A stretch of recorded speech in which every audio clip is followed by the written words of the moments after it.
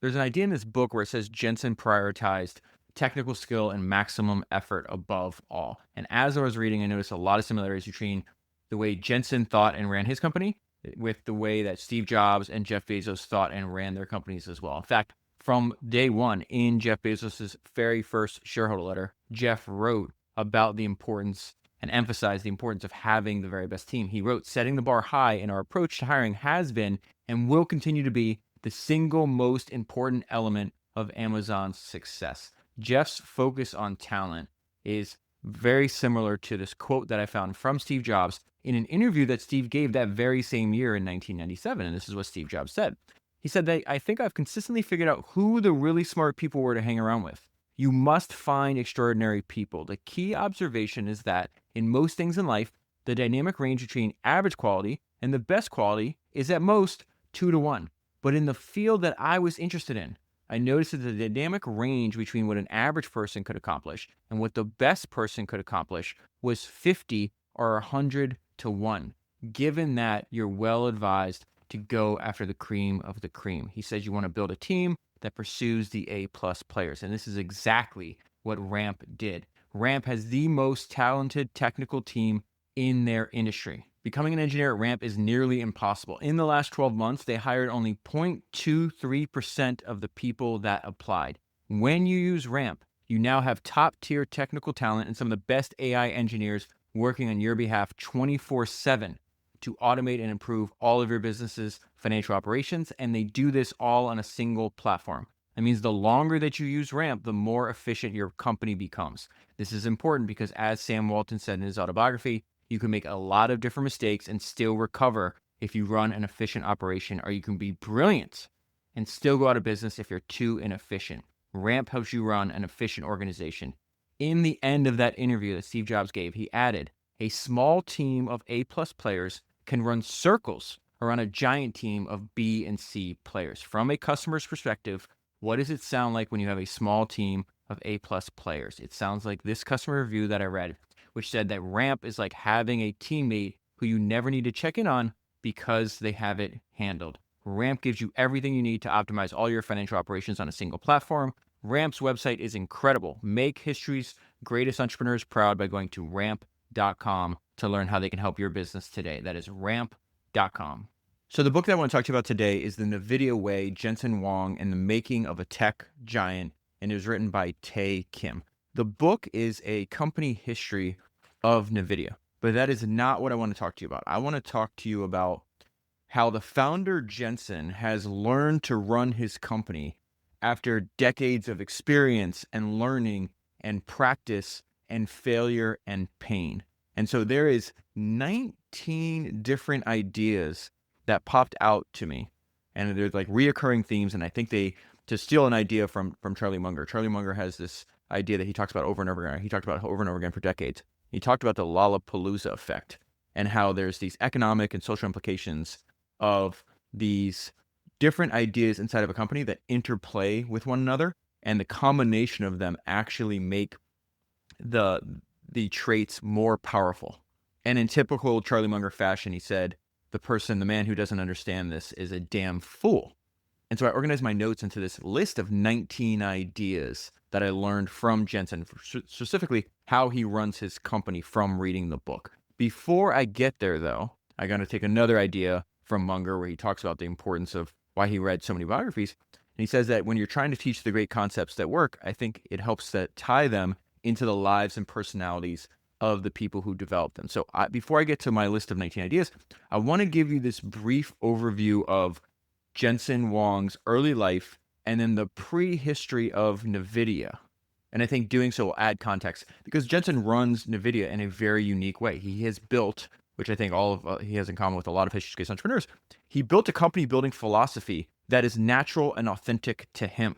He's been running Nvidia for over 3 decades, and I think it's impossible to do something for such a long period of time unless it is natural and authentic to you. So one of the most important things that happened in Jensen's life happened when he was 4 years old. He was born in Taiwan. His father visits America. He goes to New York City, and he realizes, oh, this is the land of opportunity. If I want the best opportunity for my 2 sons, I need to get them to America. And doing so had to feel like a daunting task to his father. Jensen's family did not have money. In fact, they didn't even have a lot of stability. They had to move around Taiwan depending on where his father could find work.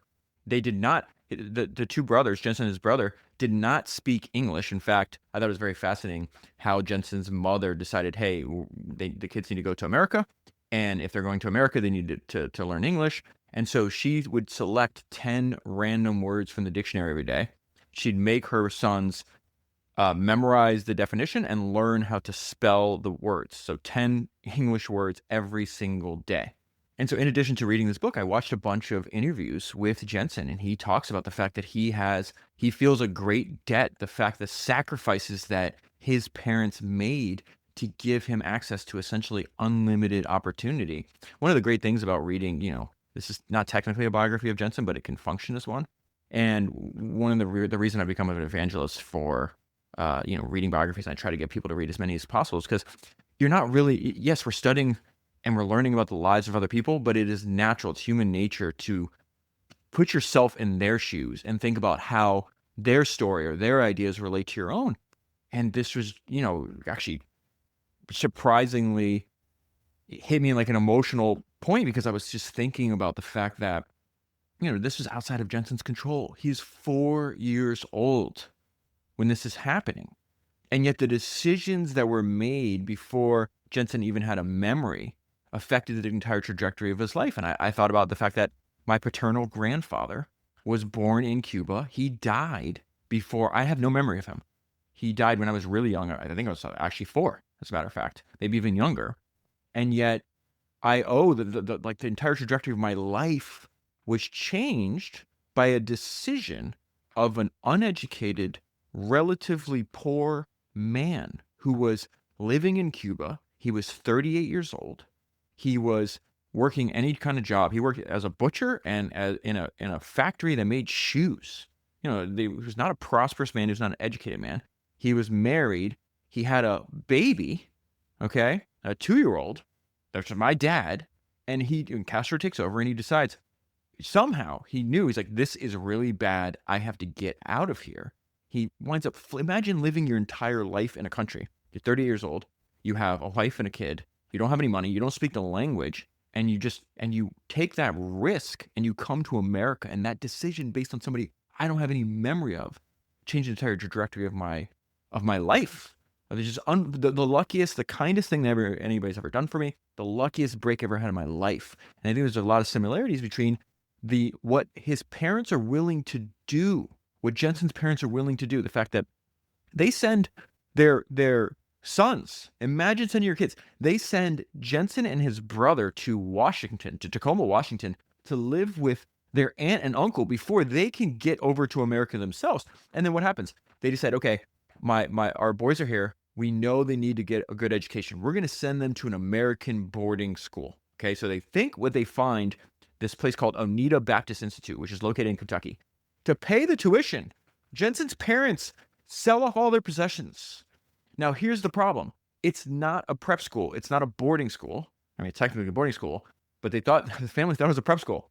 It is a school, a reform school for troubled young people. So really the reason I want to add this like extra context for Jensen's early life for you is because I think this entire section and all the notes and stuff that I want to talk to you about before the founding of Nvidia, and really the first 10 years of Nvidia too, you could really summarize it by one of my favorite maxims in the history of entrepreneurship, and that is, excellence is the capacity to take pain. Jensen has unfathomable levels. I've not discovered the end of his capacity to take pain. He talks about this a lot. So there's 2 things that actually happen at the reform school I think are really important. One, the school holds the students to a very strict routine, and you have to work every single day, which Jensen does and loves to do now. The other thing that was beneficial to him that probably didn't feel beneficial at the time is that the first few months, Jensen was smaller and younger than all of his classmates, and they beat the crap out of him. His roommate at the boarding school was 8 years older than Jensen, and they said, there's a great description of him in the book, that he's covered in in tattoos and scars from stab wounds. And so after getting his ass kicked a bunch, they wind up finding his footing, gaining respect. He's obviously somebody that's not going to back down from a fight. And Jensen, much later on in life, is talking about this formative experience going to the school. And he says, as a result of this experience, I don't get scared often. I don't worry about going places I haven't gone before. I can tolerate a lot of discomfort. So then the next thing I want to talk to you about is I want to fast forward. And at this point, we find Jensen is already graduated college. He is working for a microchip company. It's AMD, Advanced Micro Devices.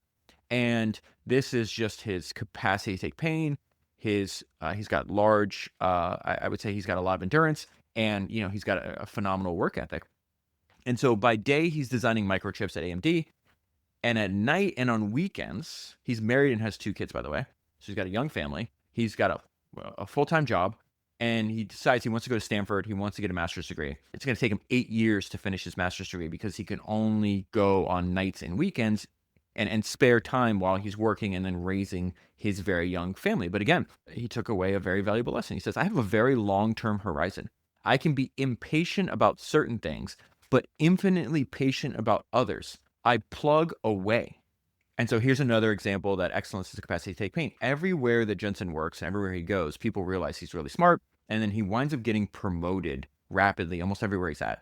And there's this line in the book that's fantastic. It talks about, like, why does he think that he was able to be propelled from scrubbing toilets to managing entire divisions of a microchip company? And he believes it's his willingness and ability to put in more effort and tolerate more suffering than anyone else. And again, this is something he repeats in a bunch of the interviews I watched with him as well. He says, people with very high expectations have very low resilience. Resilience matters in success, Jensen said. Greatness is not intelligence. Greatness comes from character. And in character, in Jensen's view, can only be gained and actually earned as a result of overcoming problems, setbacks, adversities, and refusing to quit. Perseverance is one of, I think, Jensen's most valued traits. And it is also advice that he doles out. So if you were to ask Jensen, what is your advice on how to achieve success? His answer is relatively consistent over the years. He says, I wish upon you ample doses of pain and suffering. So I want to get into a very important part of like the prehistory of Nvidia. And Jensen is working at this company called LSI Logic. And there's there's 3 important things that jumped out at me that I think were important for the time that Jensen spent at LSI Logic. One, he's going to pick up this maxim that he'll repeat throughout as he's building Nvidia. It's called honing the sword. And it's the idea that, and again, this is something that Jensen has in common with Jeff Bezos, Steve Jobs, and a bunch of other people, but I want to give you 2 examples there, that you should seek conflict. If you're working on something you care about, don't avoid confrontation. You actually seek conflict. And Jeff Bezos said the greatest example of this. He says, if I have to choose between agreement and conflict, I'll take conflict every time. Why? Because it always yields a better result. So they're having these explosive fights and arguments inside of like what to build, what direction, how to run the company. And he realizes that it might be temporarily uncomfortable to go through that experience when it's happening, but on the other side of that is a better idea, a more refined idea. So the reason's obviously called honing the sword. Honing the sword. How do you sharpen a sword? You hit it against a wet zone, and doing that over and over and over again creates a sharper and a better sword. This winds up becoming one of his main philosophies and one of the 19 things I want to talk to you about when we get there. But again, every time I read anything, it could be a book, an article, a tweet, I always think about like, how does what I'm reading now relate to all the other, 375 other books that you and I have studied on this podcast together. And so honing the sword actually reminded me of Steve Jobs' rock tumbler story. So there's this great interview. I think it's called Steve Jobs, The Lost Interview. I think it occurred right before he went back to Apple. So it's right around 1997. So he tells a great metaphor. Steve, master storyteller, has a great metaphor for teams working on a product that they're passionate about. And this is what Steve said. There was an 80-year-old man that lived on my street. One day he showed me a dusty old rock tumbler. We took regular old ugly rocks and some liquid and powder and put them in the tumbler. And he said to me, come back tomorrow. The next day we opened the can. We took out these amazingly beautiful polished rocks, the same common stones that had gone in through rubbing up against each other, creating a little friction, creating a little noise, had come out these beautiful polished rocks. It is through a group of incredibly talented people bumping up against each other, working together. They polish each other. they polish their ideas. So the first thing that happened when he's working at LSI Logic, he grabs this one philosophy that he's going to use, for multiple decades into the future. The second thing, which is arguably the most important thing, is this is where he's going to meet his future co-founders. And there's another maxim I want to put into your brain that reappears over and over again in the books all the time. Opportunity handled well leads to more opportunity. So Jensen is working at LSI, right? And he's assigned the Sun Microsystems account. He is going to meet, there's two gifted programmers and engineers. Jensen said this, this is one of the luckiest things that ever happened to him. The fact that he met Chris Malachowski and Curtis Preem. These are going to be his co-founders. So he is their liaison between Sun Microsystems, where they work, and LSI, where Jensen works. And so Chris and Curtis actually get upset at Sun Microsystems. They decide to leave, and they have this idea that they want to be consultants and advisors. They want to essentially pitch Samsung on taking one of their ideas. And they're like, hey, we'll just, design it. We'll be consultants for them. And they're like, wait a minute. We're like really good technologists. We might have a lot of technical brilliance, but we don't know anything about contracts or business, really. We need to get somebody to help us. And they're like, who's the best person that can help us? And they loved working with Jensen so much, and they thought he was so brilliant. They're like, oh, we immediately reach out to Jensen. So originally, Curtis and Chris are like, hey, can you help us write this contract for this idea that we want to pitch Samsung? We want to make sure we don't get screwed over. They start meeting, and eventually Jensen's just like, well, why are we doing this for them? Why don't we start our own company? And that's why I think it's so important to repeat over and over again that opportunity handled well leads to more unexpected opportunity you can never possibly predict. The fact that, every single job that Jensen does, he does the best possible job he can. And that as the time passes, as you read the book, as his life unfolds, that the fact that he handled the opportunity the best, he did the best possible job he did, unlocks all these other opportunities. I remember there's actually a great way to think about this. And one way I think about this all the time, and if you hear my own inner monologue, there's this basketball player. He's a young basketball player named Anthony Edwards, and he plays for the Timberwolves. And they were really outperforming what people thought they were going to do in the playoffs. And I heard I saw a clip of one of his post-game interviews, and I thought what he said was fantastic. And Anthony Edwards had a very simple, modus operandi or way to approach things. He's like, hey, I'm just trying to kill everything in front of me. I'm just trying to kill everything in front of me is another way of saying that whatever opportunity is in front of me, I'm going to do the best damn job possible. And if I do that every day, that opportunity handled well is going to lead to more unexpected opportunity. Now, that also combines with another maxim that you and I talk about, that relationships run the world. So Jensen's working for LSI. Okay. He goes to the CEO, Wilfred Corrigan, and he's like, hey, I'm going to leave. I'm going to do this business with Curtis and Chris. And what is LSI CEO? The first thing he says, can I invest? Because he's like, you're brilliant. You're one of the smartest people at this company. And this is the third reason that I wanted to talk about Jensen's time at LSI Logic and how it was so important to the prehistory of Nvidia, because what does Corrigan do? Corrigan actually introduces Jensen to Don Valentine, the founder of Sequoia. And Sequoia and Valentine had invested in LSI. Now, here's the reason I say opportunity handled well leads to more opportunity and relationships on the world.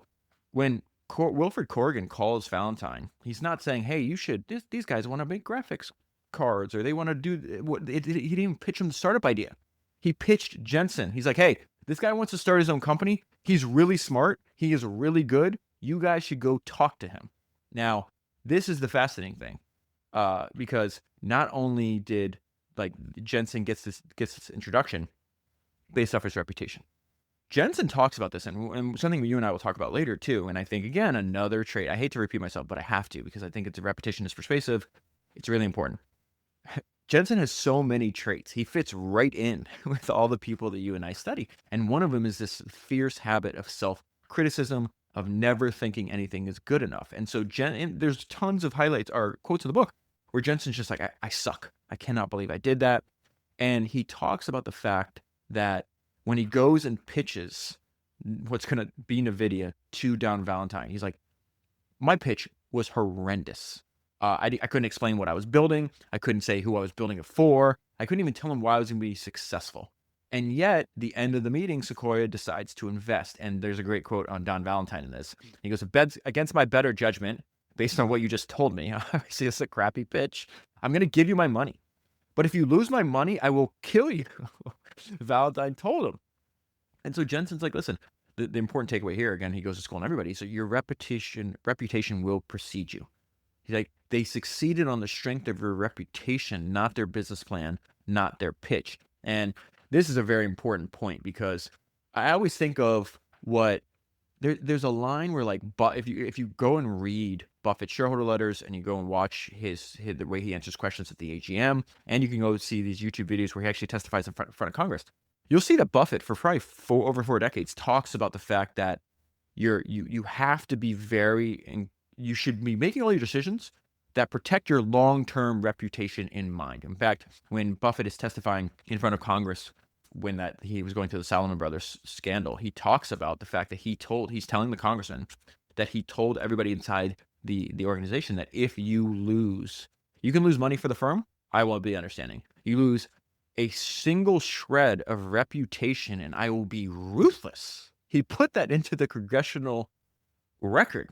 And I think he talks about the fact that, the reason is because if you're making decisions with the importance of your long-term reputation in mind, that's going to pay dividends. And it can also destroy and abort future opportunities if you have a bad reputation. Jensen says the same thing. It's like, it is a lesson that Jensen would never forget. Your reputation will precede you. Obviously, it pays dividends in business. I was thinking about this with Brad Jacobs. I became friends with Brad Jacobs as a result of this podcast. Brad is on I've lost count, 8, 9, I think he's on his 9th separate billion-dollar company. And when I'm reading this part, when I got to this part about Jensen, I was like, you know what? Brad Jacobs could do a horrible job with a pitch too. Yet because of his track record, because of his reputation, the fact that his great reputation precedes him, if he's starting a new project or he wants to raise money for his new company, he's going to have a line out the door, around the block, and down the street waiting for people to invest in him and his next idea because of that track record, because of that reputation. So there's just a few more things before we get to this list of 19 ideas that I want to spend hopefully the bulk of the conversation you and I are going to have today. But I do have to get to the beginning of Nvidia because it's funny he describes this, because I went back and actually looked at like the financial performance of Nvidia and the market cap. It is almost like this harshness that Jensen applies to himself, which I think is a good idea. If you're listening to this, you probably do this. I definitely do this to myself. But he kind of describes the first 5 to 15 years of the company as like just a series of fuck ups. And I just want to get to this idea of, well, I'll just give you some background quick. Their first product, right, is a flop, and it's called the NV1. And so Jensen is actually doing like this postmortem, and he realized they made several critical mistakes with the NV1. And so I'm going to read a section from the book to you. So some of these critical mistakes from the NV1 starts from positioning to product strategy. It says they had over-designed the card, stuffing it with features no one cared about. The market simply wanted the fastest graphics performance for the best games at a decent price and nothing else. The NV1 could simply not stack up against other cards that were more narrowly designed. This is what Jensen said. We learned it was better to do fewer things well than to do too many things.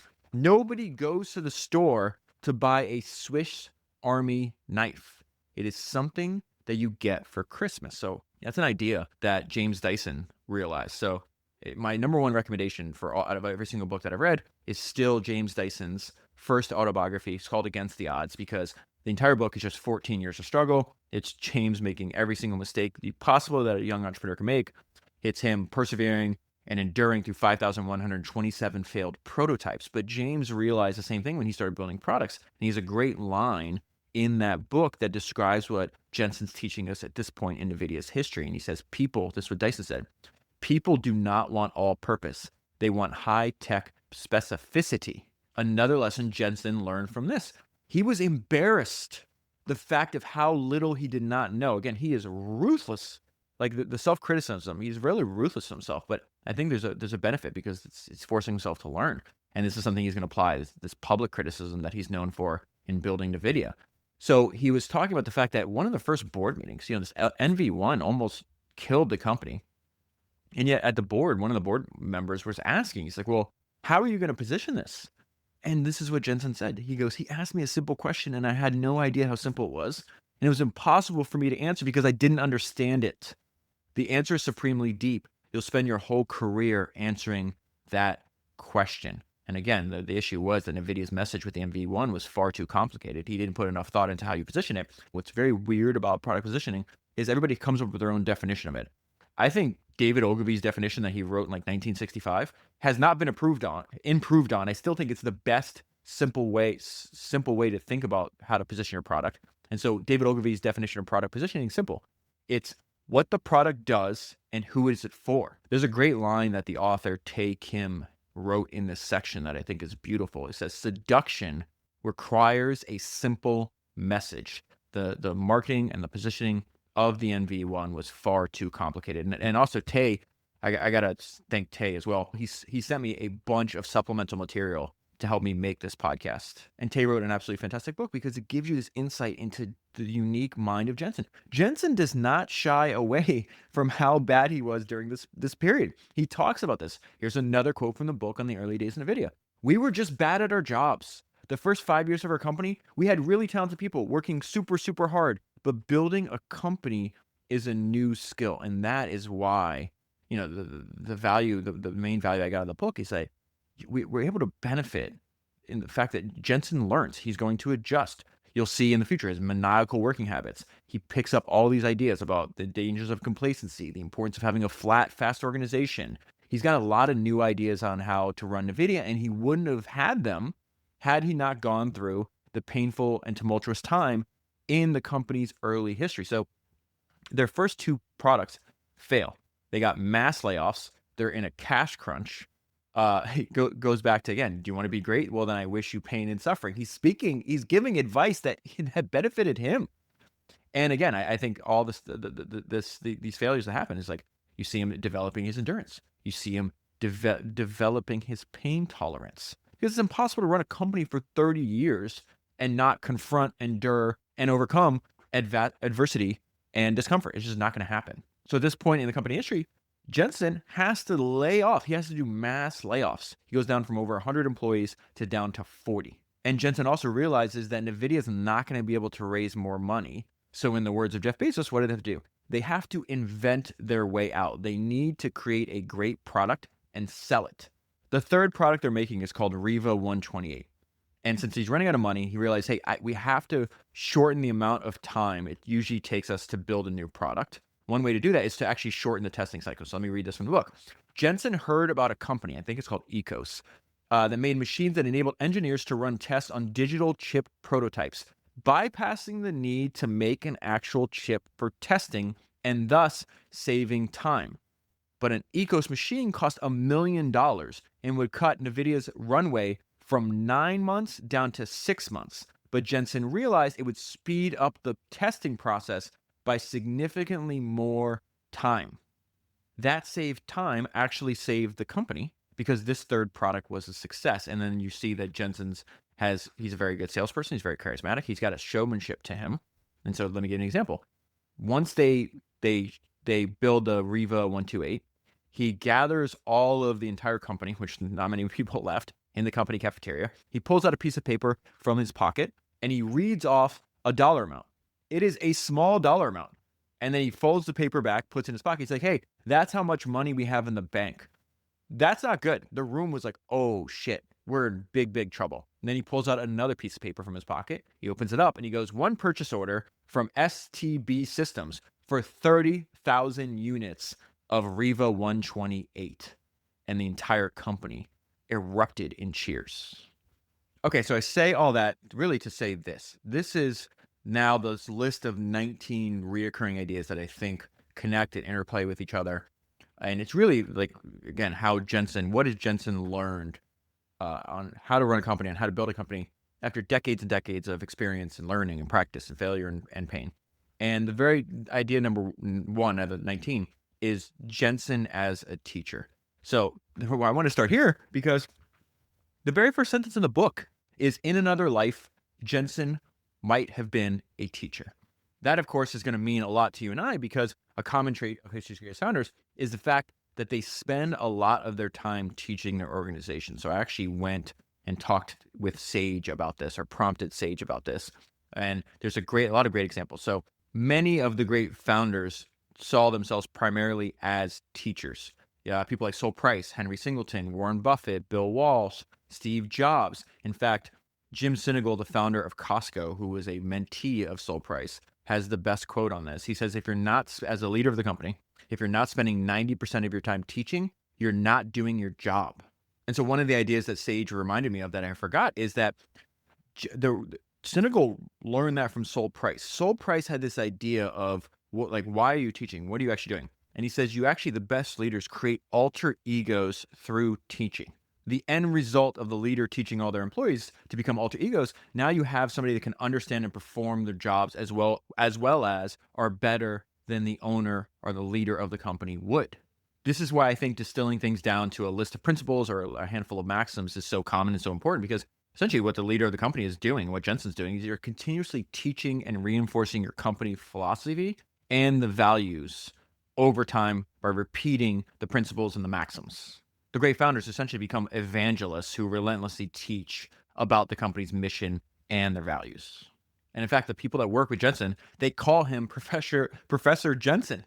And they talk about the fact that he has he's really good at explaining complicated concepts in a way that almost anybody can understand. And the way he does this, he has a tool for this actually. He likes to use his preferred medium for teaching is the whiteboard. And so in the book, it says at many of the meetings that he attends at Nvidia, he will leap up with marker in hand and diagram a problem or sketch an idea, even if someone else is speaking or whiteboarding themselves at the same time.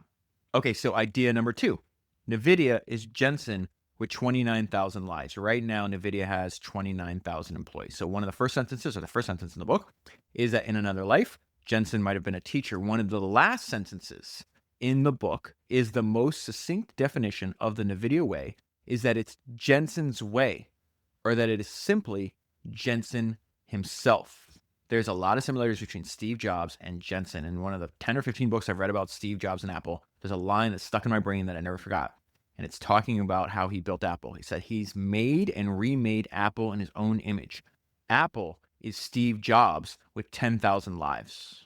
What Jensen and Steve Jobs both learned, the importance of learning how to manage your company as an extension of yourself. It says everyone at the company shared Jensen's singular focus on the mission.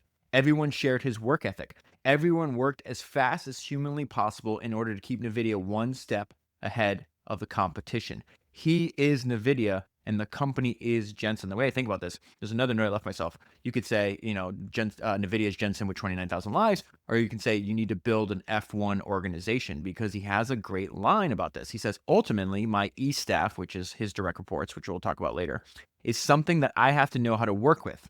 The company's organization is like a race car. It has to be a machine that the CEO knows how to drive. Michael Moritz wrote this book called The Little Kingdom, and it is about the first few years of the history of Apple. He updated the book in, I think, 2009, 2010.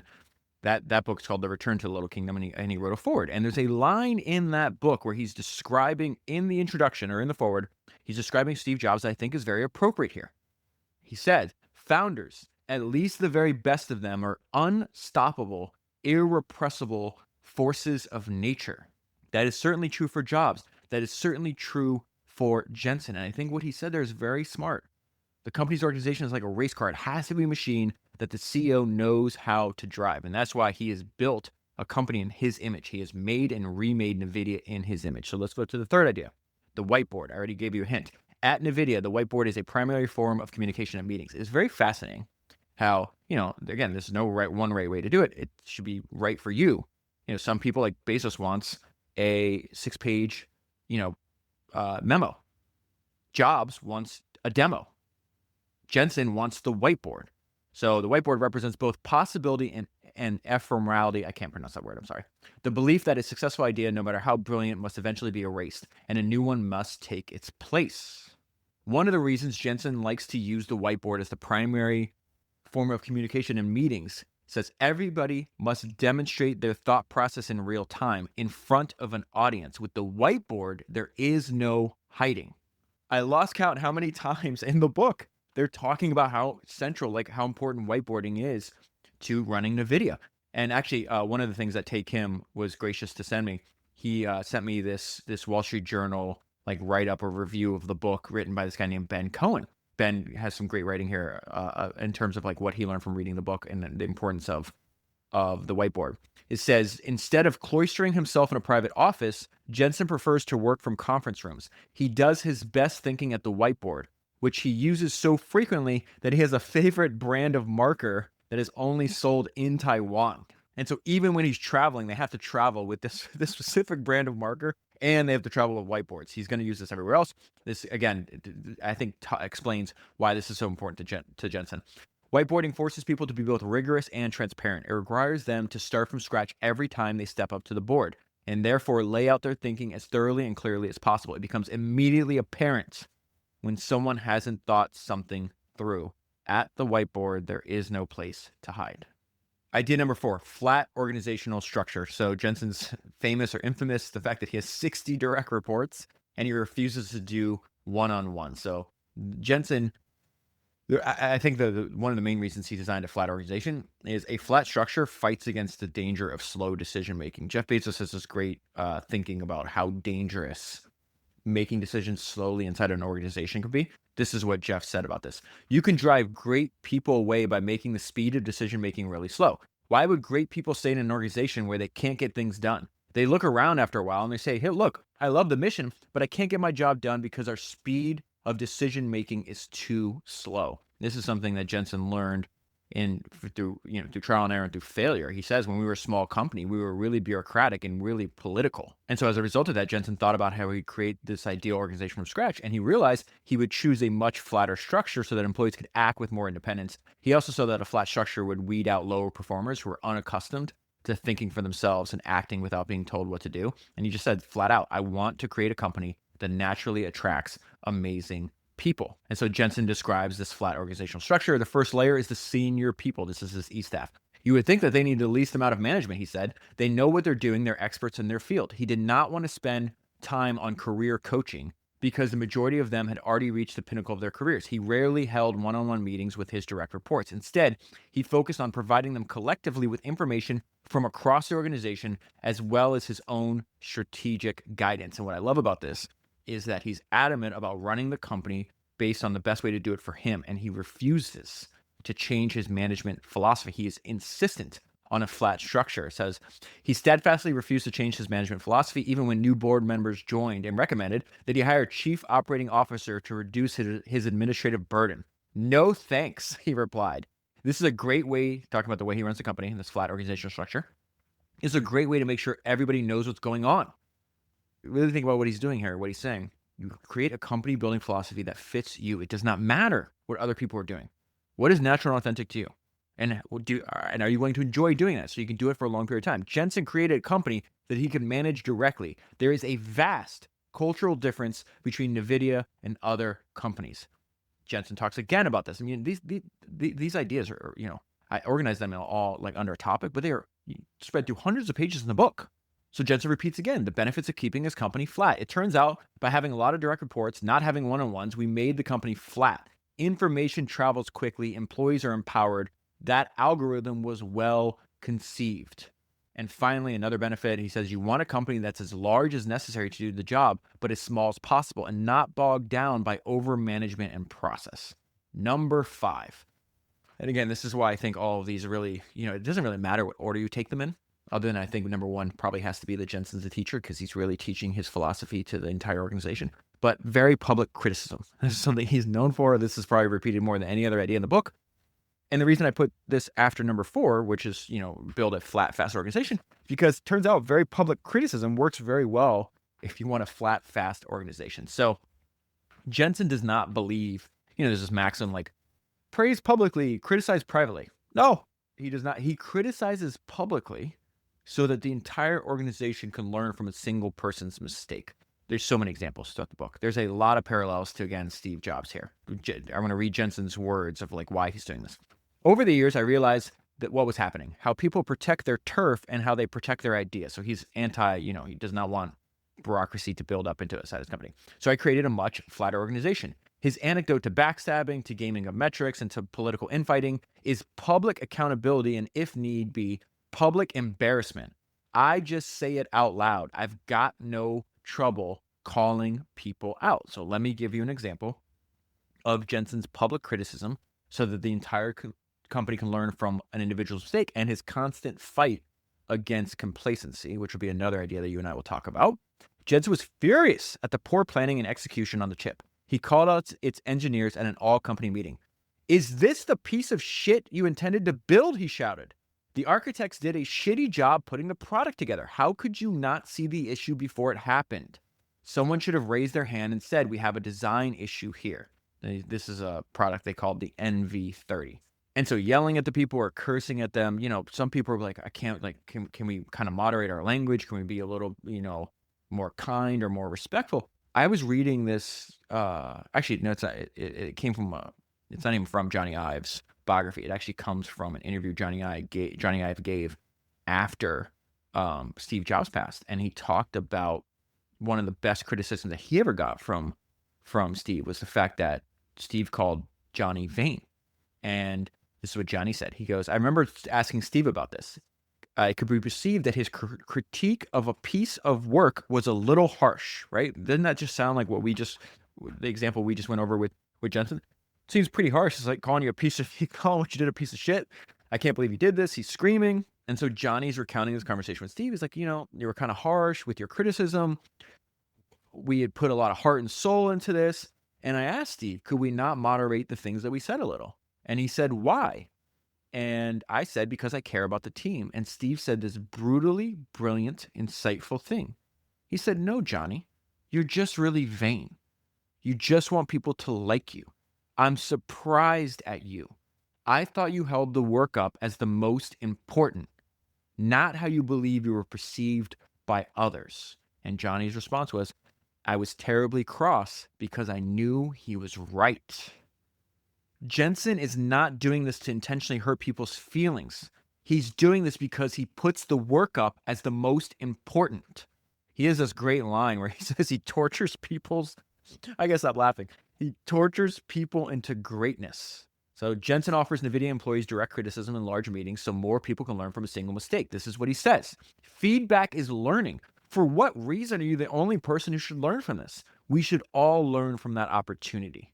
He says that Jensen displays his trademark directness and impatience in all settings. He does this all the time, in small meetings too. He just can't let go. He has to make it punitive a little bit. Again, public criticism is very important to Jensen. It's repeated, I don't know, a dozen times over and over again. In fact, I saw it so much, I wound up leaving myself the same note over and over again. And I go, oh, this is just like Steve Jobs telling Johnny that he's vain, that you're putting people's emotions over the work. Again, Jensen is going to hold up the highest. He's going to hold the work as the quality of the work as the most important. So I don't want to seem like a crazy obsessed person, even though I definitely am. I play the documentary The Last Dance in the background while I work, and The Last Dance is obviously about Michael Jordan and the final season with the Bulls. And there's actually I was going over the outline and reading the book while this is playing in the background, and there's actually a line in the documentary where one of Jordan's teammates is describing Jordan, and because I was like eyeballs deep in the world of Jensen the past few weeks, at the same time I'm rewatching the documentary, I was like, oh, this sounds just like Jensen. So this is Jordan's teammate describing Michael. "Michael wanted to be the best player on the best team. He's raising his voice. He's calling guys out." He's talking about how he's treating his teammates, right? He's raising his voice. He's calling guys out. "So we're not playing well as a team. We're lazy. He's not worried about hurting your feelings. If he did, you could leave. He would gladly tell you, you don't want to play hard? Fine, get out." And then right after this, Michael is explaining this leadership style and why he played the game the way he did. And I feel like there's an echo of Jensen. Jensen is not trying to be like, oh, just another founder. He's trying to be the best of the best, to create a company that nobody else on the planet could create. And he has done that.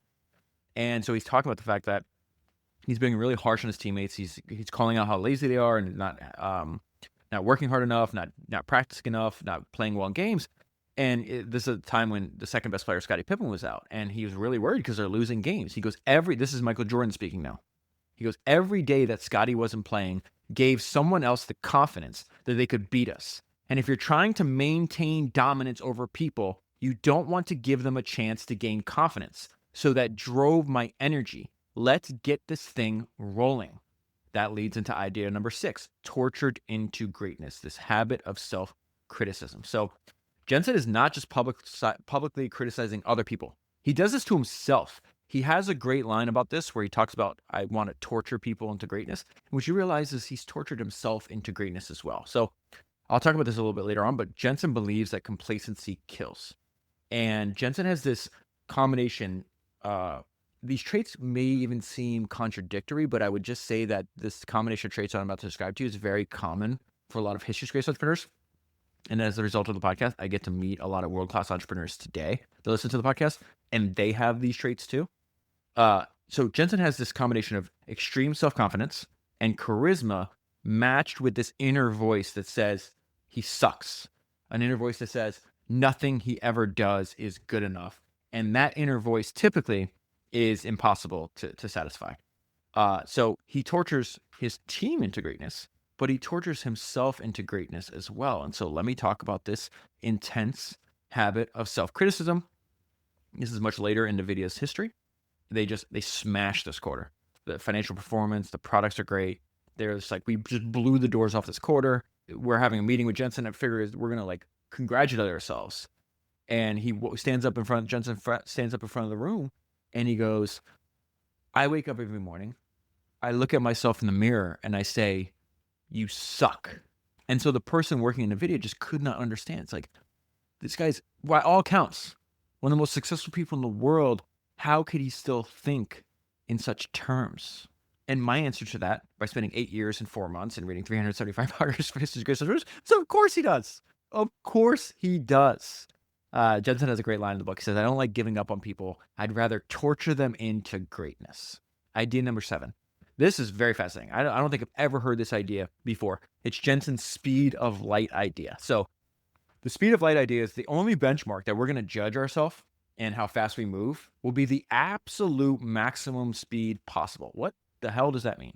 So he wants all of the work done in NVIDIA to be contained by only one thing, and that's the law of physics. So the speed of light means that you have to take every single project inside your company, you break it down into its component tasks, and then each task must have a target time to completion that assumes no delays, no queues, or no downtime.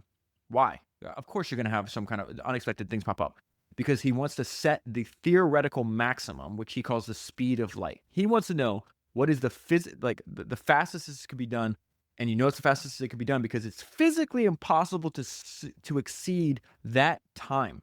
And then he says, we're not going to judge ourselves on what we used to do. We're not going to judge ourselves on what other companies do. I don't give a shit what other companies are doing. We are going to judge ourselves against the speed of life. So it's our speed of life.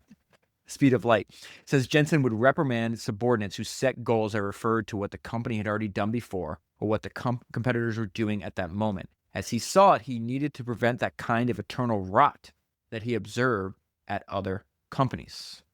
So I'm going to give you an example of Jensen's speed of light idea. I already gave you a little hint earlier. This is about the Riva 128. To save time, Jensen decreed that NVIDIA would have to develop their driver software for the Riva 128 before the prototype chip was completed. This was a reversal of the customary process. This would shave nearly a year off the production timeline. You have to shave a year off the production timeline because if you remember, he's got 9 months of cash. Now he just bought that machine, so he's got 6 months of cash. There is no time.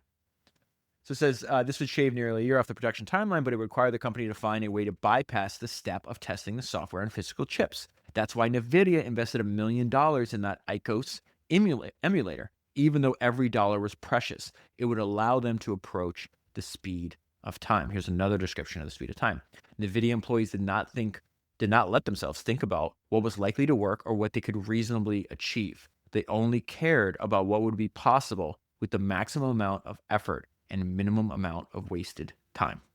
Idea number 8, Jensen is unapologetically extreme. He's extreme in all things. He works all the hours and he says, no one will outwork me. So these ideas, I grouped all under idea number 8. So, I'm obsessed with Edwin Land, founder of Polaroid, Steve Jobs' hero. And there's a great line in one of the many biographies of Edwin Land. I think I've done like 5 or 6 podcasts on Edwin Land. So if you haven't listened to them, you should go on the back catalog and definitely listen to as many as possible. Steve was studying Edwin Land when he was 20. Steve was still studying him when he was dying. Just an incredible person. But Edwin Land is, one of one. And there's a great line in one of his biographies where somebody worked with Edwin Land. He goes, "This man never had an ordinary reaction to anything." Jensen's the same way. So there's this hilarious meme, and any guy knows this. Like, you walk into a public restaurant, public restroom, there's a series of urinals. It is polite. It is etiquette. If there's a bunch of empty urinals, do not stand next to me. Like, give me some space. And so there's this meme you always see where this guy's using a urinal. There's like 50 empty urinals, and then the guy walks into the bathroom and uses the one right next to him. Jensen literally does that. He did that. This guy is so relentless. He will, if you work for him, he will grill you at the urinal. I got to read this to you. "No place in Nvidia headquarters was safe from a drive-by grilling from Jensen." Let me pause there, actually. I just thought about this. I didn't think about this earlier. There's a line, again, another parallel to Jobs. It talks about how intense his focus, and like he'll stare at you, and he should completely focus on you. It's kind of like it would scare some of the employees at Apple. And if they found him in like an elevator or something, they would like try to skip the elevator because you don't want his attention. I think there was an example where like you get in the elevator, by the time you get off, you've lost your job. Because he was like focused on what you're doing and you couldn't explain what you're working on. I was very upset. So there's an element to that with Jensen as well. So Jensen, this guy named Kenneth Hurley's at a urinal. Jensen walks up and starts using the one next to him. And Hurley goes, "I'm not the kind of guy who likes to talk in the bathroom." And Jensen had other ideas. He goes, "Hey, what's up?" And Hurley replied with "not much," which earned him a sidelong glance from Jensen. Hurley panicked, thinking, "I'm going to get fired," because he thinks I'm not doing anything. Hurley proceeded to list 20 things he was working on. "Okay," Jensen replied, satisfied with the answer. When I first read that, I absolutely lost it. I just started laughing. Go back to this idea. I was like, no one's going to outwork me. He's unapologetically extreme. He says, "There may be people smarter than me, but no one is ever going to work harder than me." When part of his E-staff mentioned to Jensen that some employees were griping about the long work hours, Jensen's response was typically direct. "People who train for the Olympics grumble about training early in the morning too." Jensen was sending a message. Long hours were a necessary prerequisite for excellence. Over and over again, these examples of Jensen just being completely unapologetically extreme. There's like some kind of like award given by a magazine or some kind of like industry, publication. And they thought they were happy. Like, "Oh, look, we finished second." This is the early days of Nvidia. And Jensen sternly tells them, "Second place is the first loser." Jensen's guidance was direct. Just go win. The idea was whoever could run faster is going to grab all the land. Jensen's unapologetically extreme when he was recruiting. He invites this guy he's a chief engineer at Silicon Graphics. He invites him to lunch. He goes, "Listen, John, you should really think about coming to Nvidia because ultimately I'm going to put SGI out of business." Jensen is completely relentless about work. He says, "You have to allow yourself to be obsessed with your work. I work every day. There's not a day that goes by that I don't work. If I'm not working, I'm thinking about working. Working is relaxing for me."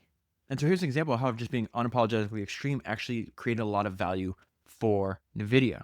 And some might call this story like, how do you work 3 times as hard and 3 times as fast as your competitors? But there's just a lot of anecdotes in the book where there's people that used to work in Nvidia, they got used to the culture, and then they leave and they go work at other like tech companies. They're like, "Wait, why is everybody else is moving like slow motion? There's like their culture is a lot less intense." So it's not just to be unapologetically extreme for the sake of being unapologetically extreme or throwing a lot of like hours at something. It's like doing this, you have an advantage that other people don't. And so Jensen, this is before the AI boom. Nvidia is just a PC graphics, still just in the PC graphics industry. And he's trying to figure out, he's like, okay, like the top of this industry, there's like a lot of turnover. I've gotten to the top. I want to stay here. How do I do that? And one way he does this is by being unapologetically extreme. So he says, if you look at the PC graphic industry, why is it that one company can never hold a lead for more than 2 years? Now that Nvidia was the market leader, Jensen became obsessed with this problem. He realized the whole industry moved according to the rhythms of the computer manufacturers who refreshed their product launches twice a year. Chip makers, Nvidia included, took 18 months to design and launch a new chip and typically only worked on one chip at a time, which means chips were functionally obsolete long before chip makers could come out with a new product. Jensen had figured out how to keep Nvidia ahead of its competition. He said, "We were going to fundamentally restructure the engineering department to line up with the refresh cycles. How do you do this? NVIDIA would split the design team into 3 groups. The first would design a new chip architecture, while the other 2 worked in parallel to the first to develop faster derivatives based on the new chip. What is that? Why? Why would you do that? Because this allows the company to release a new chip every 6 months. Their competitors are releasing a chip every 18 months. And he has a line for this. He says, this was called 3 teams, 2 seasons. Now the company would have 3 times as many chips on the market. Even if a competitor offered a slightly better product, PC makers would have no motivation to switch away from Nvidia, knowing that a faster part would arrive within 6 months.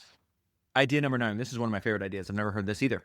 It's Jensen's top 5 email idea. Really, this is just a genius way to get unfiltered information from the entire company.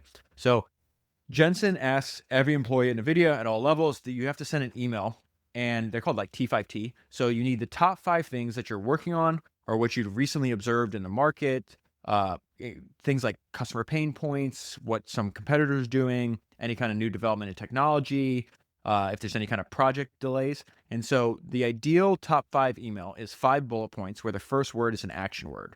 And so something like finalize, build, or secure.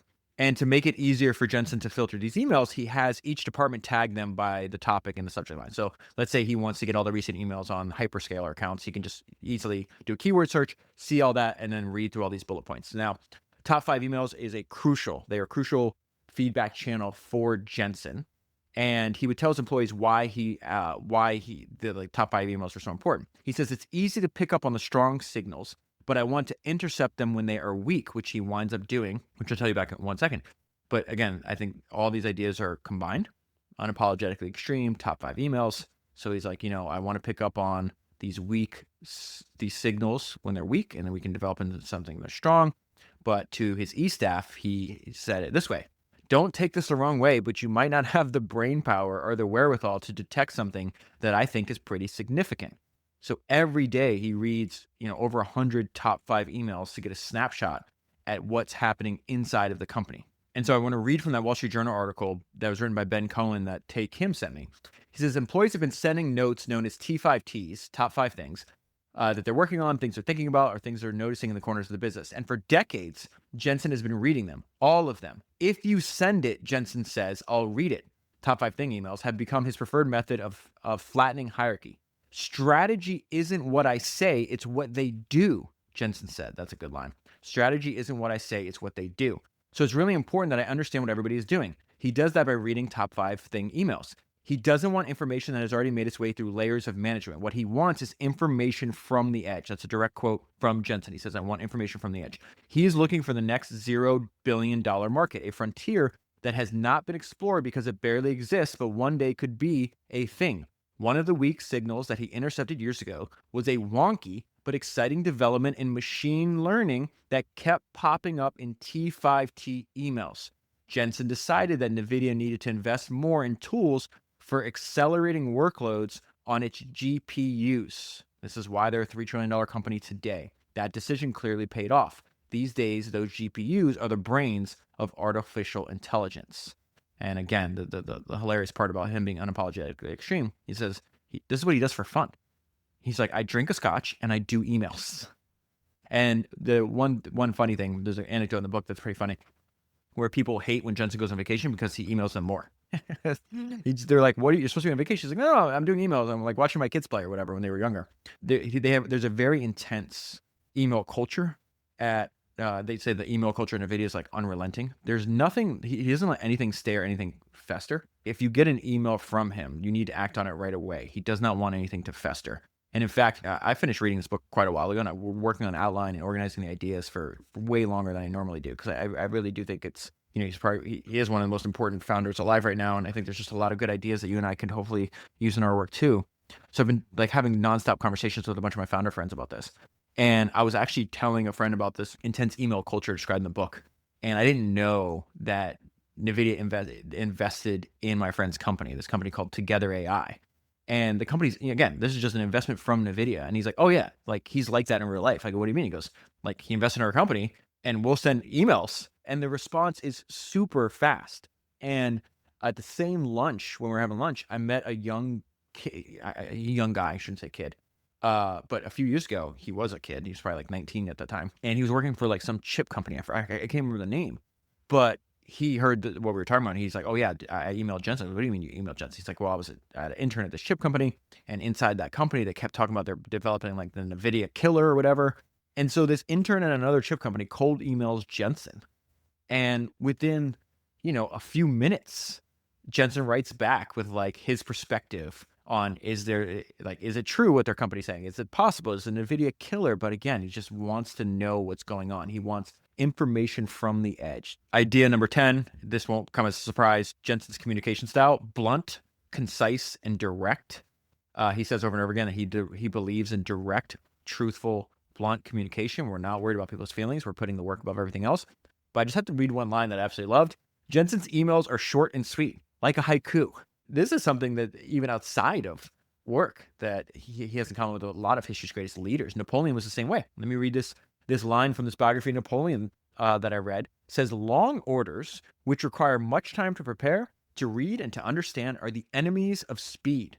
Napoleon could issue orders of a few sentences, which clearly expressed his intentions and required little time to issue and to understand. Winston Churchill, during World War II, when he's fighting the Nazis, he would limit the size of the memos that you could write him. And he would tell his staff, it is slothful not to compress your thoughts. One of my favorite examples of this. What did he just say? Napoleon could issue an order in a few sentences, which is clearly expressed his intentions and only required little time to issue and to understand. If you have not read the book Creative Selection, highly recommend that you do. It's written by a programmer that would demo and work with Steve Jobs. You could also listen to the episode, which is episode 281, called Working with Steve Jobs, which is on that book. Here's a line from the book. It's going to sound just like Jensen. It's going to sound just like Napoleon, just like Churchill. Steve was always easy to understand. He would either approve a demo or he would request to see something different next time. Whenever Steve reviewed a demo, he would often say, with highly detailed specificity, what he wanted to happen next. He was always trying to ensure the products were as intuitive and straightforward as possible, and he was willing to invest his own time, effort, and influence to see that they were. I chuckle to myself over how much time I've spent thinking about this iPad demo and how much Steve taught me in one meeting where he spoke just 4 sentences. Idea number 11, Lua. Again, all these ideas interact with each other. I think they build upon one another. We just talked about how important being direct, important of doing, having a flat organization structure and going really fast. So if you start rambling, Jensen will just say Lua.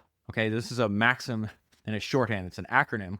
It means listen to the question, understand the question, answer the question. So if he says Lua, he wants you to stop and just do those 3 things in order. Listen to the question, understand the question, answer the question. Number 12. This is so cool. Again, there's a bunch of ideas in this book that are truly novel and unique. So number 12, the mission is the boss and pilot in command. I think he really picked up on the fact that as you build an organization, over time, as it grows, it starts to exist for the sake of perpetuating itself. And he's like, no. We want a flat organization. One, we want to just focus on the mission, but as the mission changes, and if you read the book and you obviously clearly, they started on the video game industry. What are they doing now? They're dominating the artificial intelligence industry. That is because he had this flat, fast, reactive culture and organization, and he can switch the mission and then take all the resources onto that new mission. This is what Jensen says. The concept of the mission as the boss makes a lot of sense because ultimately we're here to realize a particular mission, not in service of some organization.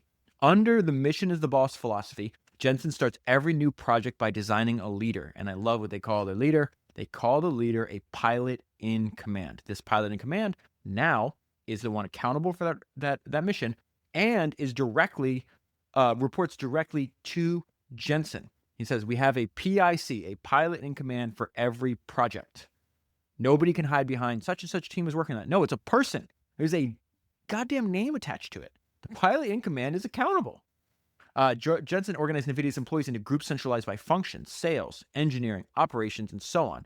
They're treated as a general pool of talent and not divided by business units or divisions. Why? Because when you have a new mission, you take all these functions, sales, engineering, operations, whatever, and now you can turn them or point them at a new mission, and now they're under the direction of a pilot in command. And then that pilot in command directly reports to Jensen. Again, I think this is really, really important. I dedicated an entire episode to this. There's episode 360. If you haven't listened to it, it's on Bob Kierlin, the founder of Fastenal. He wrote a book that book has one idea, that the leader's job is to keep everyone inside of the organization working for the company's core objective. That is very natural in human nature to drift, and the leader's like, no, back over here, back on the company's core objective. One other section from this, Jensen gives his employees a high degree of independence over their individual projects, but only if they can keep those projects perfectly aligned with the company's core objectives. After you're done listening to this, if you want, I think you should spend an hour really digging into episode 360. The book is almost impossible to find. I had a friend of mine actually write to the company, and that's how we were able to get like 20 or 30 copies of the book. I don't even know if you can buy it anymore, but episode 360, again, you can summarize that by, it's the leader's job to keep everyone working towards the company's core objective. Number 13 is one of my favorite lines in the book. Jensen says, strategy is not words, strategy is action. Strategy is not words, strategy is action, Jensen said. We don't do periodic planning. The reason for that is because the world is a living, breathing thing. We just plan continuously. There is no 5-year plan. Okay, so again, I'm going to read that paragraph, and I'm going to filter that paragraph through every other thing that I've read for this podcast and every other thing that you and I have talked about. It's that line, strategy is not words, strategy is action. It's one of my favorite lines in the book. And immediately I think of Henry Singleton. So Henry Singleton had a very distinct philosophy around planning. I did I think 1 or 2 episodes on him years ago. I got to redo this. He's too important, and I didn't know how to podcast back then. So I got to do another episode on him. But Charlie Munger, for example, said Henry Singleton was the smartest person he ever met. Okay. Buffett says that it is a crime that business schools don't study Singleton. And I think he said you could take the top 100 business school graduates and combine their record and it still wouldn't compare to Singleton's record. There's a lot of ideas, because I discovered Buffett and Munger before I discovered Singleton, that I thought were Buffett and Munger's. And they learned from Singleton because he was building a very successful conglomerate called Teledyne. So I go and I ask Sage for these ideas, like what did Henry Singleton say about planning? And Sage did an excellent job summarizing Singleton's philosophy, which to me sounds a lot like Jensen's philosophy. So number 1, flexibility over rigid plans.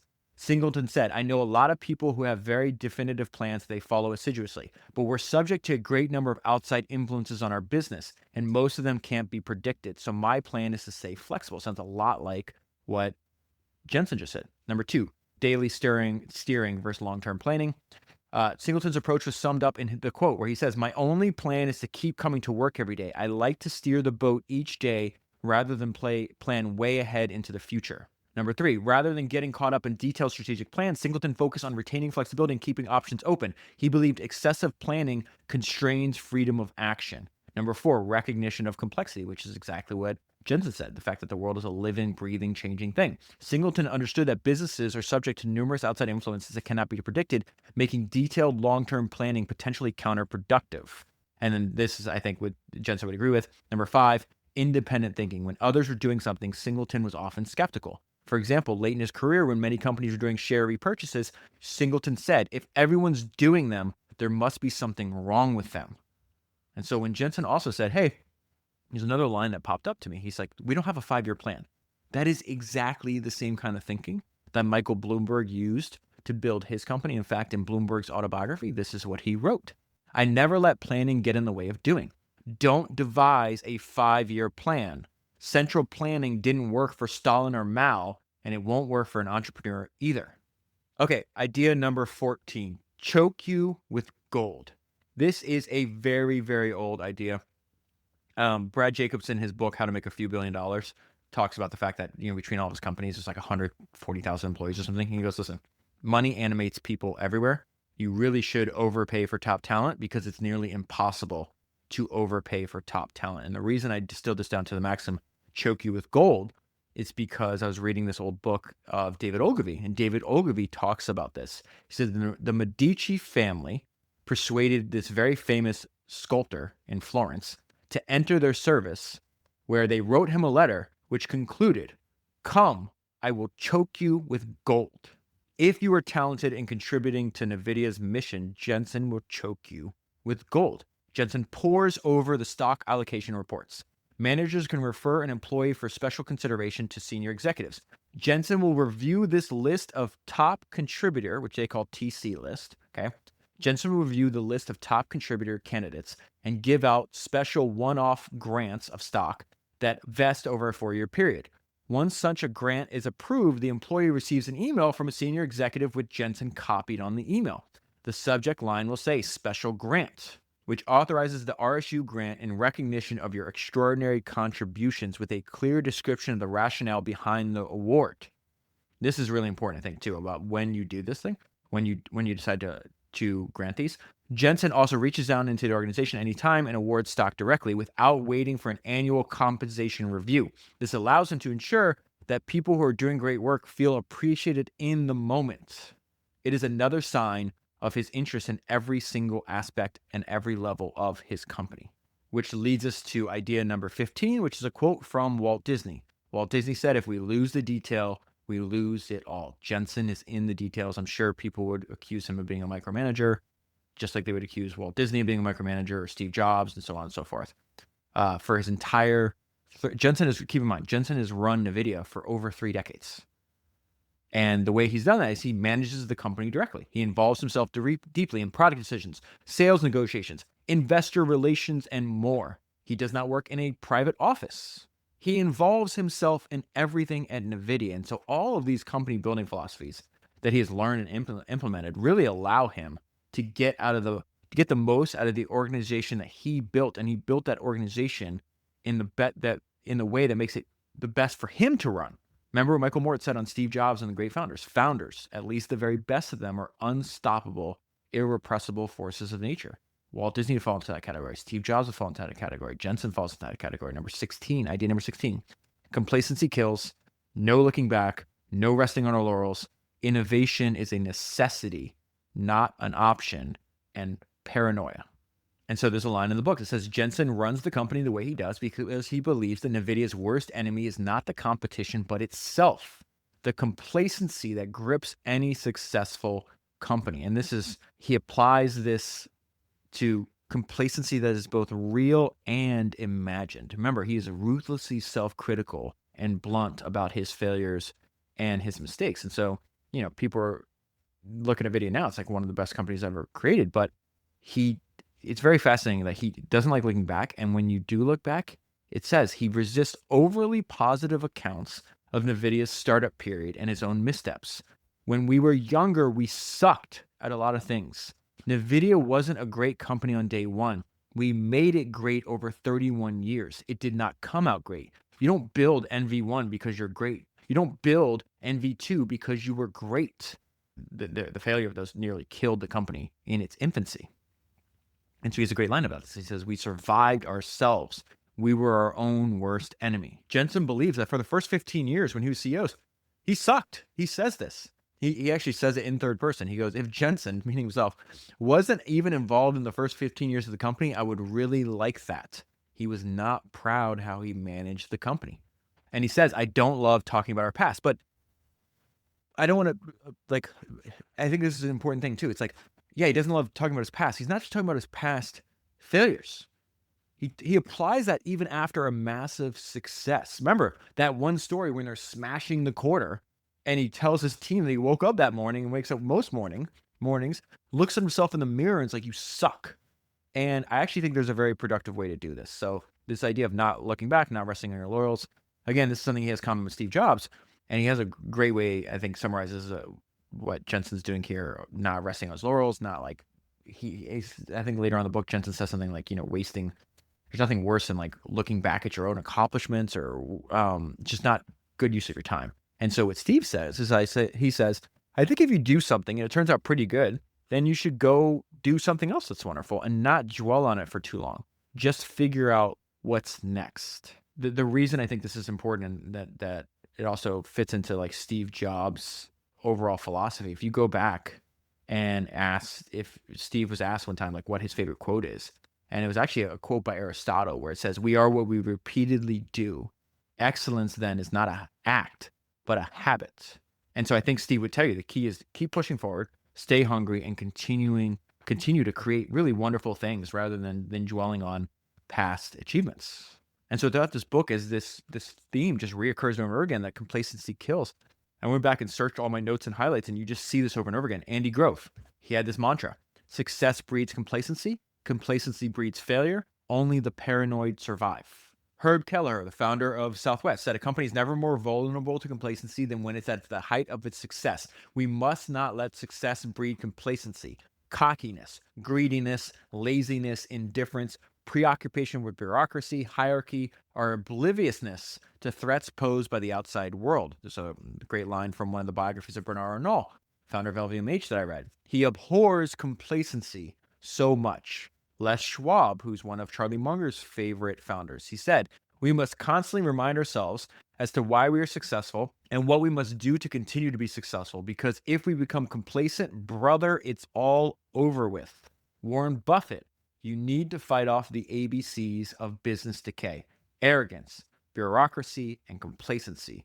When these corporate cancers metastasize, even the strongest of companies falter. And so that combines with the fact that at Nvidia, innovation is a necessity. It's not an option. And so really you could think about this is really how you avoid the innovator's dilemma. So one of Jensen's favorite books is The Innovator's Dilemma. One of the main takeaways he took from reading the book is that the threat is actually going to come from the low end of the market. And I absolutely love what he did here. So number one, the threat comes from the low end of the market. Number two, ship the whole cow. And this is going to be fascinating. So this is Jensen talking about how to avoid the innovator's dilemma. That innovation is a necessity. It's not an option for them at Nvidia. He says, we build Ferraris. All of our chips were designed for the high end. The best performance, the best triangle rate, the best polygons. I don't want to let someone come in and be the price leaders and lock me out of the bottom and climb their way to the top. So he said that theme reappears throughout history. Obviously, Clayton Christensen talks a lot about that in The Innovator's Dilemma. Jensen saw that NVIDIA could stop throwing away parts that failed quality tests. This is fascinating. Ship the whole cow is his idea here, okay? We're building Ferraris. Our chips are the best of the best of the best. Best performance, really high prices, fat margins, right? So what if I wanted to attack myself, what would I do? And then I'll just go do that before somebody else does it to me, right? So Jensen saw that NVIDIA could stop throwing away parts that failed quality tests. They failed quality tests if you're building a Ferrari, but not if you're building, a Ford Fusion, right? So true, these parts were not suitable for the company's Ferrari-grade chips, but if they were otherwise functional at lower speeds, NVIDIA could repackage them into a less capable and therefore cheaper version of the company's mainline products. This looked like a clear opportunity to make something out of nothing. Rejected parts were generating no revenue for NVIDIA. They were thrown out. Think about how many different products, byproducts that Rockefeller made from materials that were waste materials from the refining of kerosene that he went turning into products and these massive profitable product lines that, again, he was just throwing in the garbage. Now he's like, oh, we need to find uses for our waste materials, package them up and sell our byproducts. The exact same thing that Jensen is doing here. NVIDIA could create a whole new derivative product line that could turn a profit without the expensive time and consuming process of research and development. This line would serve as a defense against competitors for whom the low-cost chip was their main product. NVIDIA could easily afford to price its chip down so much that its competitors would be forced to sell at a loss. This strategy was dubbed ship the whole cow, a reference to how butchers find ways to use almost every part of the carcass, not just the prime cuts. Idea number 17, Jensen goes to school on everybody. I already mentioned this earlier. This idea of going to school on everybody was described in one of the biographies I read about a young Jeff Bezos. It said he went to school on everybody, obviously before he founded Amazon and during and after. But Jensen has the exact same, tendency, same idea. So there's this conference on neural information processing systems, essentially an academic conference where all the machine learning and neuroscience experts present their latest findings. Okay. And so there's an actual NVIDIA employee who's there, and he runs into Jensen unexpectedly. He's like, well, Jensen, what are you doing here? You're not scheduled to speak. What are you doing at the conference? And Jensen told him, I'm here to learn. And what he noticed was that Jensen was sitting towards the front row, and it's not like he hired somebody to take notes he's sitting there taking notes, showing up himself and trying to absorb all the recent developments in artificial intelligence. Because again, it goes back to Jensen wanting to be involved in every aspect of Nvidia. He's not trying to outsource things. He's trying to be in the details. Jensen also talks about the fact that, at conferences like this, he meets a lot of smart people and winds up recruiting and they become employees and assets of Nvidia. So this, again, I think is a reoccurring theme, the importance of going to school on everybody. There's this guy named Mitch Rales. Mitch Rales is the co-founder of this company called Danaher. Mitch Rales goes to school on everybody. Danaher is like a $170 billion company today. And a friend of mine was just at the small, intimate conference with Mitch recently, and he was blown away by how focused Mitch was. And the entire time, Mitch was, sitting towards the front, listening to speakers, and he was taking pages and pages of notes.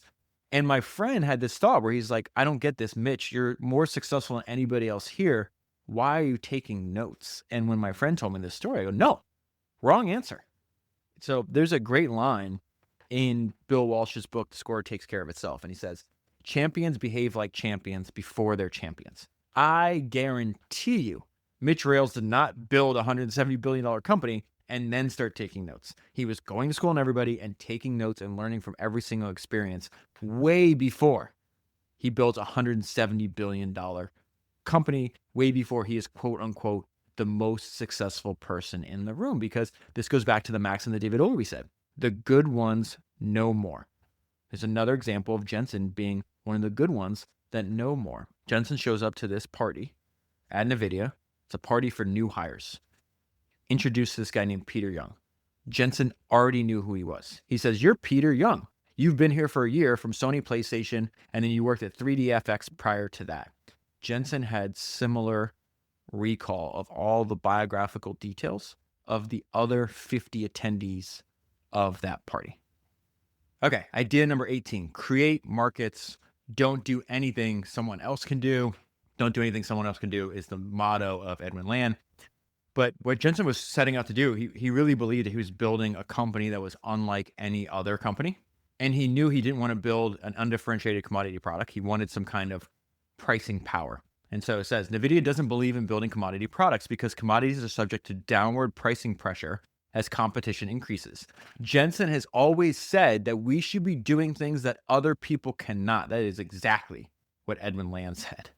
We need to bring unique value to the marketplace, and you do that by doing work that's cutting edge, that's revolutionary, work that no one else can do. We do not, and this is really the punchline, we don't have a culture of going after market share. We would rather create the market. Okay, so all of these ideas leads us up to the final idea. Idea number 19 is swarm your greatest opportunity.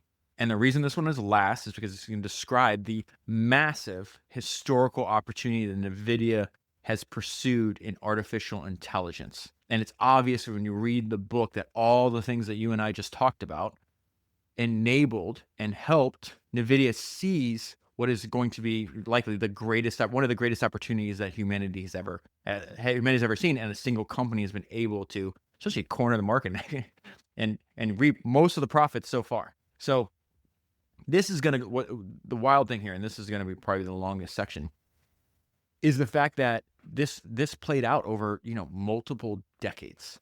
Jensen is going to recognize the AI trend very early. He's going to invest heavily, when other people are telling him not to do this. And by doing so, he's going to maneuver his company into position to take advantage of it better than anybody else in the world. So I'm going to read a couple highlights. We're just going to go through, obviously this is what mainly the book is about, but I'm going to give you what I feel are like the basic framework of important actions I think that Jensen did. And so there's an idea that reoccurs throughout these books. And it's the idea that you have to stay in the game long enough to get lucky. So the idea that's going to turn NVIDIA into a multi-trillion-dollar company actually came from their customers coming up with unique ways to use their product. So the first reference to using NVIDIA GPUs for non-graphical purposes was in a 2002 research paper on using computers to simulate the movement of clouds. You could think of these like really weak signals that Jensen was referencing earlier. So it says an increasing number of computer science researchers were using GPUs for non-graphics applications. Researchers who ran their simulations on computers with GPUs reported significant speed improvements over computers that relied on CPU power only. These simulations required computers to learn how to reframe non-graphics computations in terms that graphical functions are in terms of graphical functions that a GPU could perform. In other words, the researchers had hacked NVIDIA's GPUs. Now, Jensen's response here was brilliant. He sees this way, right, this unexpected opportunity as a way to expand the market for his products, and he's interested in making it easier for other people to do that. So what does he do? Number one, he hires the guy who discovered how to do this. Number two, he picks a mission. He wants to make it easier for people like the guy who discovered this to find more non-graphical applications of GPUs. Why? Because anytime you make something easier for people to do, that will expand the market.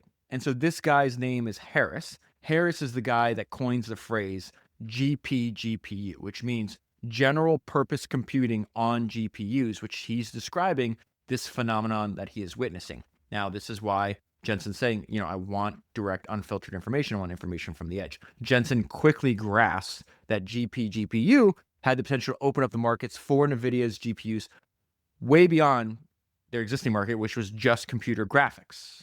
And so Jensen's next thought is, well, how do I make this easier? The way I make this easier, I want to generate more demand. I need to make it easier to program these GPUs. So they create this new programming model for chips that they call the Compute Unified Device Architecture. It's called CUDA. CUDA makes it possible and easier for scientists and engineers to leverage the GPU's computing power. Now, keep in mind, we're like a decade and a half before all this huge AI explosion. Because the reason that's important is because Jensen believed that this could expand NVIDIA's reach into every corner of the tech industry. And this next section is why number 19, the idea number 19 is swarm your greatest opportunity. So this is happening in 2007, 2008 is where we are. So the era of the GPU would create so many opportunities that Jensen saw as his mission to prepare NVIDIA to take advantage of it, even if no one could know exactly what those opportunities would be. Everything else was secondary. So again, this is one of the most mind-blowing parts of the book for me, because it's 2007, 2008. Jensen's decision to go all in on this is literally going to create trillions of value for the company in the coming decades. It's a crazy amount of foresight on his part.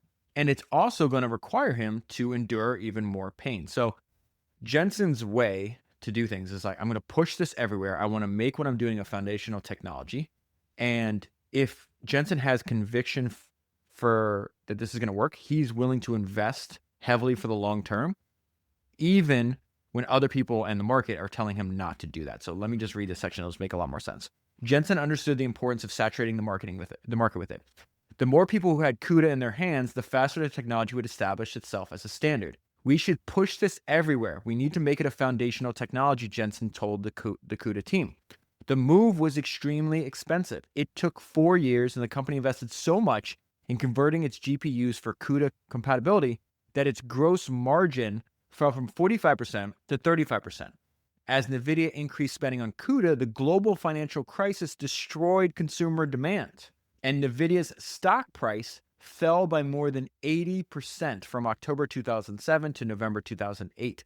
Jensen believed so strongly in CUDA's market potential that he remained committed to the course he had chosen, even as his investors demanded a strategic course correction. I believe in CUDA, Jensen said. We were convinced that accelerated computing would solve problems that normal computers couldn't. We had to make that sacrifice. I had a deep belief in its potential. And then NVIDIA does something really smart here. This is something that there's been a couple examples of throughout history of the importance of doing so. When you're doing something brand new, you have to make a commitment to spend a lot of time and energy and resources into educating the market about this new invention. So Intel did this when they invented the microprocessor. In fact, they knew they were on to the biggest, they swarmed their greatest opportunity. It was very confusing to the market, very, in some cases, scary to the market. So they wind up sending all the founders and all the like the executives inside of Intel, including their founders, spent the majority of their time educating the market and running classes. In fact, what NVIDIA does here, it sounds a lot like what Intel did when they invented the microprocessor. So developers don't know what to do with CUDA. That's fine.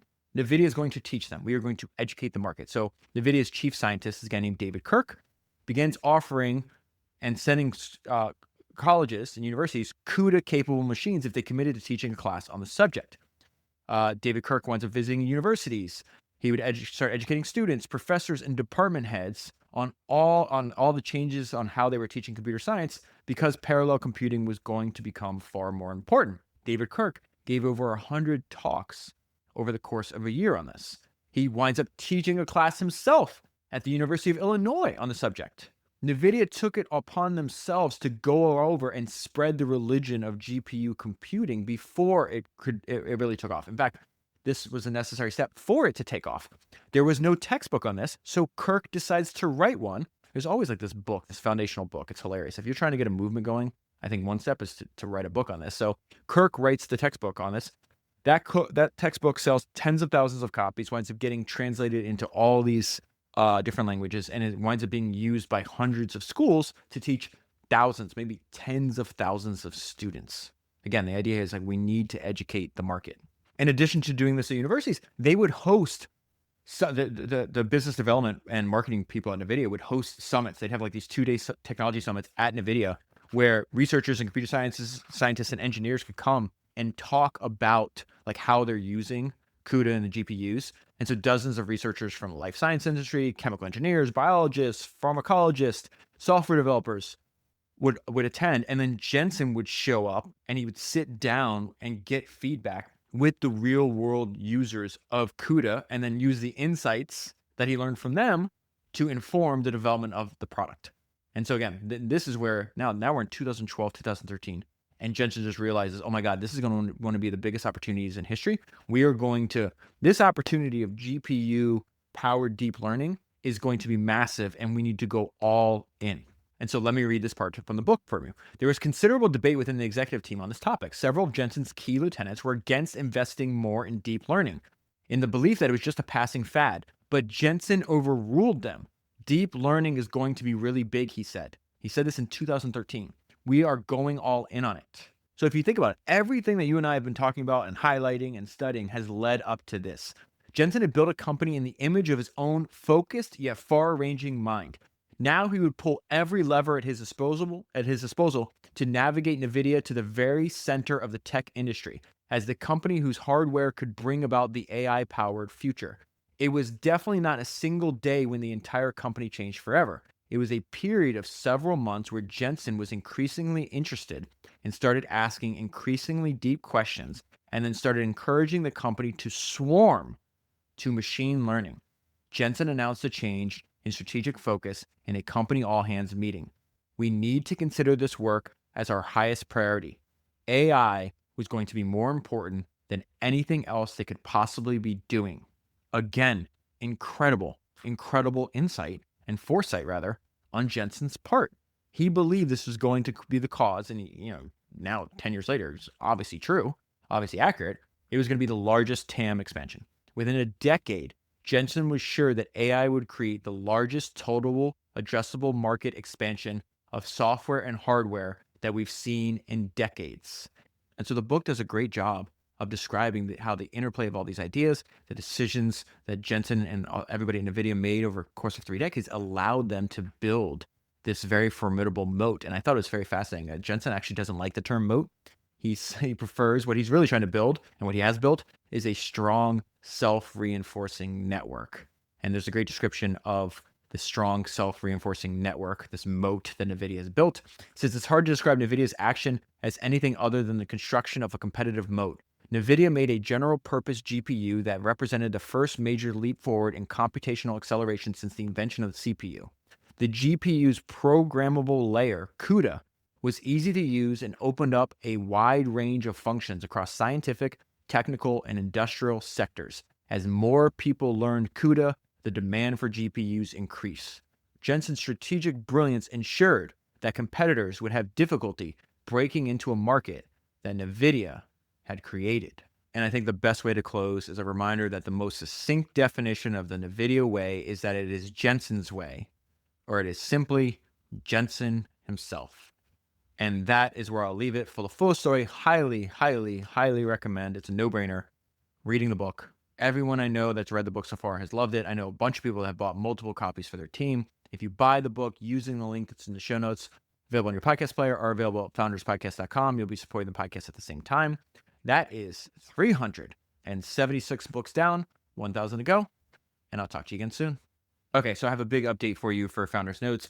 I am 8 years into this podcast. By the end of the year, I will have read well over 400 biographies and autobiographies of some of history's greatest founders. I'm doing this because my organizing principle, my life's work, is I want to organize and distill the collective knowledge of history's greatest founders, and I want to do that better than anybody else on the planet. It's why I work on the podcast 7 days a week. So as you can imagine, 8 years into this, 376 different books, it's impossible for me to remember and recall everything that I've read. So I built a tool that allows me to recall and tap into this collective knowledge of history's greatest founders on demand anytime I want. And I use this tool every day, and it's a tool that I've been telling you about for the past year. It's called Founders Notes. You can subscribe and access the tool that I built and the one that I use. This is very important. What you see when you subscribe, that is the same version that I use. I don't have a different version. It's the exact same thing that you can use.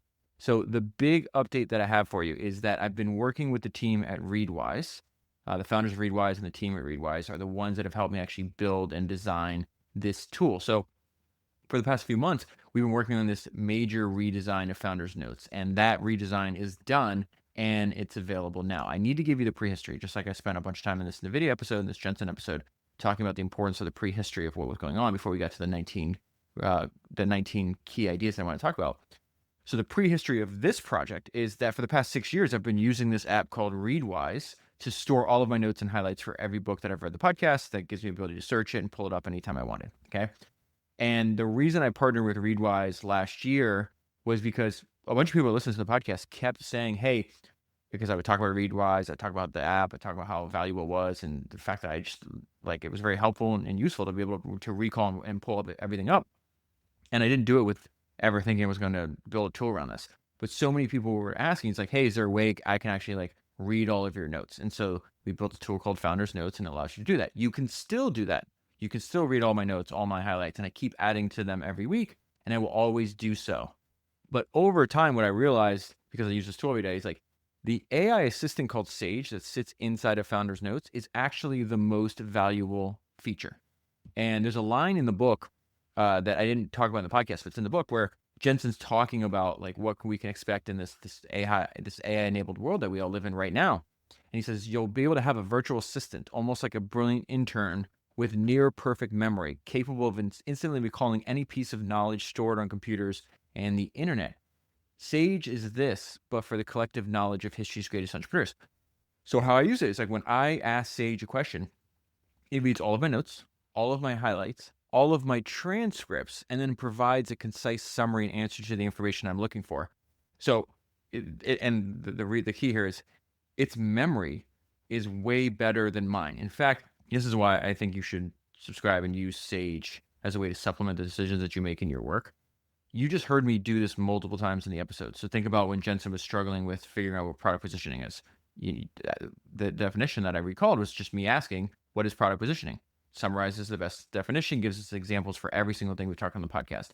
When we talked about how the importance of educating a market when you're creating a new technology or a new product, like Intel did, what I was reading you came directly from Sage. When I talked about how Henry Singleton, what did Henry Singleton say about planning that 5-point bullet list?